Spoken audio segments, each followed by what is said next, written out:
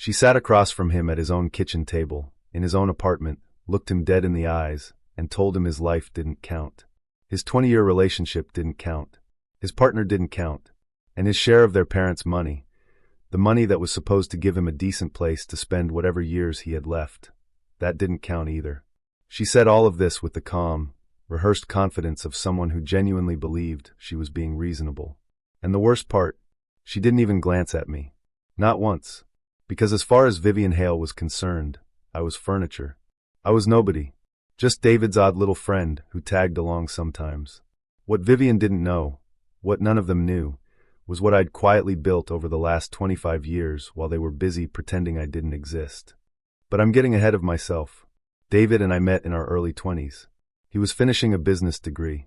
I was pulling 12-hour night shifts at a hospital downtown, running on black coffee and the naive belief that if you just worked hard enough, good things would find you. We became roommates out of necessity. Neither of us could afford rent alone in a city that charged you a fortune just to breathe. And somewhere in those first few months of splitting groceries and arguing about whose turn it was to unclog the drain, we became family. Not the kind you're born into. The kind you choose. David's actual family was complicated. His parents were decent, quiet people. The kind who kept their heads down, paid their taxes, and never raised their voices above a murmur. His older sister Elaine was gentle and generous, always showing up with homemade food and birthday cards that arrived exactly on time. And then there was Vivian. The eldest, the loudest, the one whose name came up at every holiday with a mixture of exhaustion and forced admiration. Vivian had built herself a public persona that most people would envy.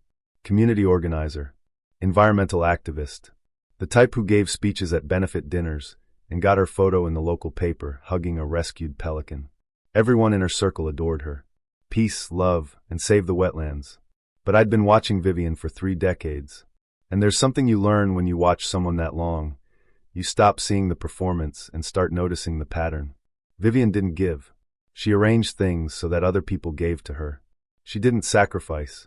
She positioned herself at the center of every situation so that sacrifice flowed in her direction. It was the most elegant grift I'd ever seen, because she genuinely believed she deserved all of it. You know that person in every family who somehow never pays for dinner, but always picks the most expensive restaurant. Multiply that by 30 years and add a non-profit letterhead. Over those decades, David's health fell apart piece by piece. A chronic condition that put him on dialysis 8 hours a day.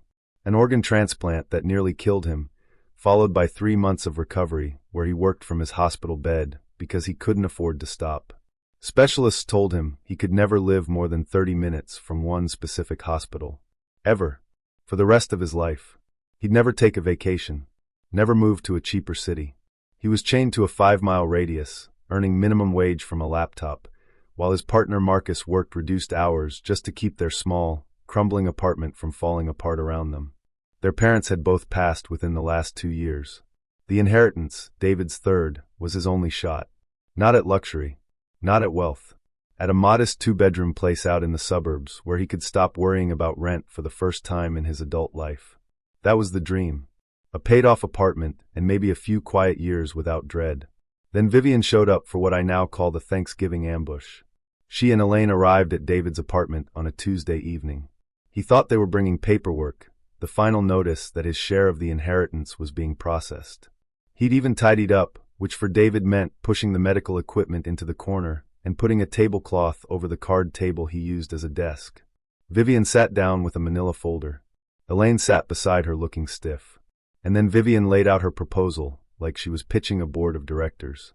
The family money, she explained, should go entirely to her and her 3 children. Since David didn't have kids and Elaine didn't have kids, the responsible thing to do was ensure the money stayed within the family line. She used that phrase, the family line, like she was managing a dynasty and not a mid-5-figure inheritance from 2 retired school teachers. David stared at her. He told her he did have family. Marcus. 20 years together. A life built in that tiny apartment. And that's when the mask slipped. Vivian leaned back and said, and I need you to hear exactly what she said, when you die, he'll just go back to Asia and spend the money on his family. This is our family's money. The room went cold. David looked at her like he was seeing her for the first time. He mentioned the word racism. He mentioned homophobia. He mentioned the law. Vivian's face tightened, and she told him he was being unreasonable and disrespectful. He told her he'd sue for every cent. They left. Elaine looked like she wanted to dissolve into the floor. I was standing in the kitchen the entire time. Vivian never acknowledged me.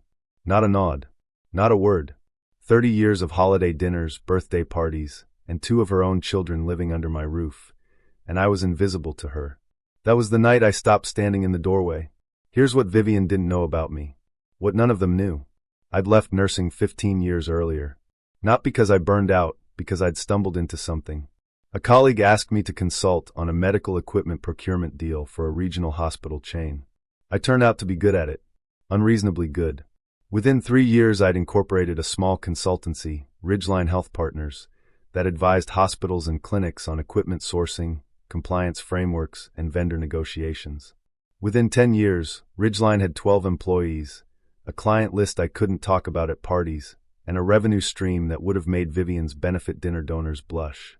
I never advertised it, never moved to a bigger apartment, still drove the same 10-year-old sedan. David knew, of course. Marcus knew. Nobody else needed to. So when Vivian tried to rob my best friend at his own kitchen table, she had absolutely no idea that the invisible man standing 6 feet away could afford to hire the most aggressive inheritance defense law firm in the state without thinking twice about the retainer. And I did. Monday morning, 9 a.m. The firm I engaged, I'll call them Ashford and Pratt, had a specialty that made them almost surgically perfect for this situation.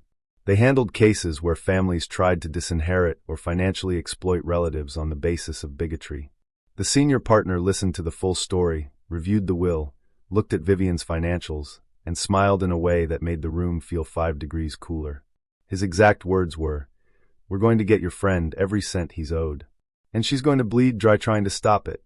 But here's where the dominoes started falling in ways I hadn't predicted. Elaine, the quiet sister, the one who'd sat frozen during the Thanksgiving ambush, finally broke her silence. She called David to apologize. She told him she'd originally come to gently suggest he consider passing some money to Vivian's kids, since he didn't have children of his own. She'd had no idea Vivian was going to weaponize Marcus's ethnicity or dismiss David's relationship. She was horrified, and she was now firmly on David's side. When Vivian realized she couldn't simply demand the money, she shifted strategies.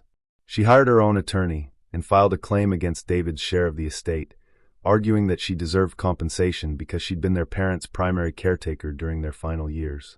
A caretaker, mind you, who'd collected a government carer's allowance, drained both parents' bank accounts of tens of thousands, received financial support from Elaine and her own adult son, and took regular vacations whenever she needed a well-earned break. David, meanwhile, had been hooked up to a dialysis machine 8 hours a day, recovering from organ surgery while working from a hospital bed, physically unable to leave his city. But sure, he hadn't contributed enough. I sent Vivian a private message. I didn't threaten. I didn't yell. I simply laid out, in plain language, what I knew, what I had documented, and what her 350 social media connections might think if they heard that a celebrated environmental activist had tried to steal her disabled brother's inheritance using racist and homophobic arguments. I signed it with a line David would have appreciated. "To get to him, you'll have to go through me, and through my attorneys." What I expected was silence, maybe a grudging retreat. What I got was something better. Vivian forwarded my private message to a dozen mutual acquaintances. Her play was obvious: show everyone what a vicious, unstable person I was. Portray herself as the victim of a deranged bully. It's the move of someone so accustomed to public sympathy that they can't fathom a world where the spotlight turns against them. Have you ever watched someone light a match inside their own house and then act surprised when the curtains catch fire? Those acquaintances messaged me, one by one. "Is this real? Did she actually say those things about Marcus?" I responded to each of them identically. "Yes, every word is true." I didn't elaborate, didn't dramatize, just confirmed. The fire spread on its own. Vivian's own children contacted David within 48 hours. They were mortified. They'd had no idea their mother was doing this on behalf of the family. They knew how entitled she could be, they'd grown up watching it, and they told David flatly they would not let this happen. Backed into a corner, Vivian changed her story 3 times in a single week. First it was a misunderstanding. Then it was an agreement David had supposedly reneged on. Finally, When someone asked her directly why she wouldn't just let her disabled brother have his share, she folded. Publicly. Of course I'm going to give it to him. This was all blown out of proportion. But Vivian wasn't done. 2 months of silence, and then a letter arrived. From her new attorney. A detailed financial claim against David, an itemized bill for caregiving their parents, demanding payment with a threat to sue. This was the letter that changed everything, because it triggered a memory I'd buried for 25 years. When I was 24 years old, working night shifts and barely keeping my head above water, Vivian showed up at our apartment with her 16-year-old son, Theo. Great news, she announced. Theo had a scholarship to a private school across the state, and how wonderful it was that it happened to be in our city. She left him with us. Just like that. David and I raised that kid for 2 years. Fed him. Housed him. Paid for everything. I loved every minute of it. Theo was brilliant, responsible, a genuinely good human being. But the entire time, Vivian was collecting child support and living off a single mother benefit while traveling the country. The year Theo graduated, she showed up again. This time with her 16-year-old daughter, Sophie. Same arrangement. Another 2 years. Another mouth I happily fed with money I didn't have. For years total. 2 of her children. Raised by me and David. While she spent their child support on herself. So when Vivian had the nerve, the breathtaking galaxy-sized nerve, to send David a retroactive bill for caring for a family member, I did something I'd been too gracious to do for 3 decades.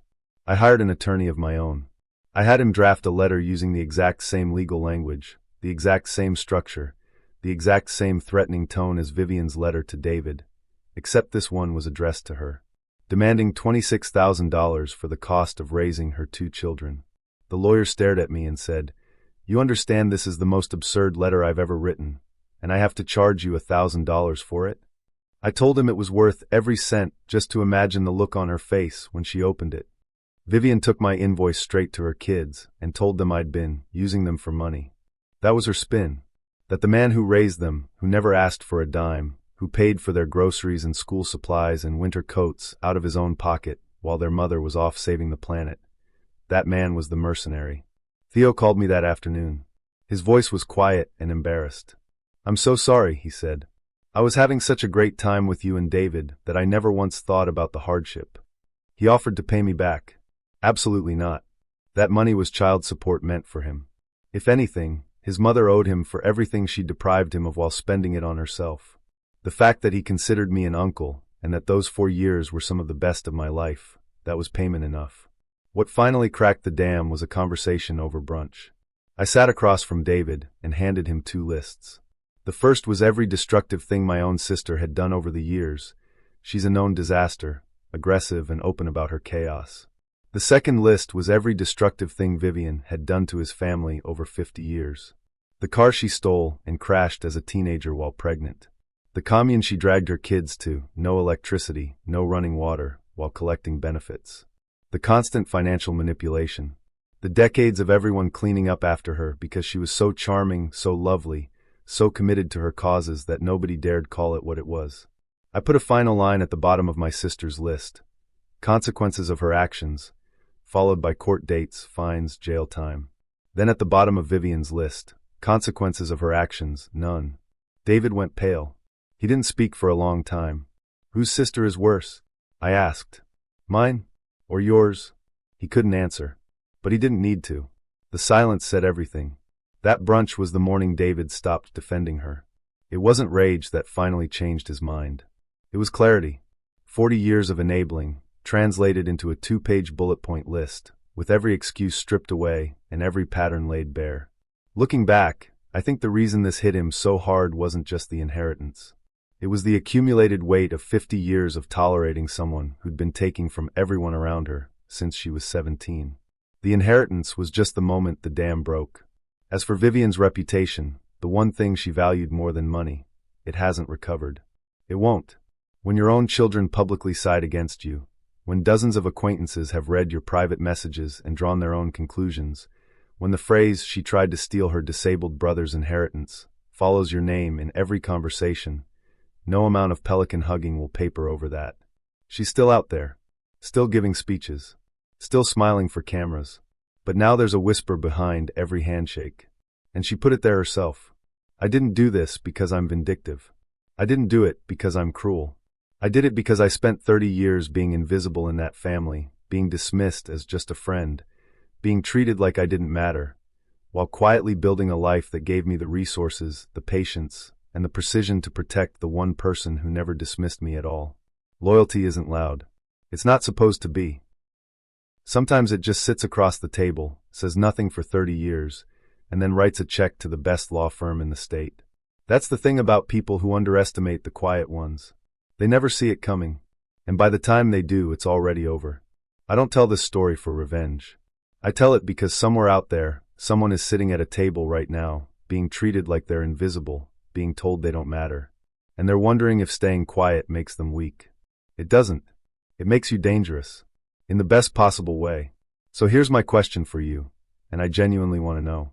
Has someone in your life ever dismissed you, talked over you, treated you like you were nothing? And did there come a day when they realized exactly how wrong they were? Tell me about it in the comments. I read every single one. If this story found you at the right time, stick around. There are more of these.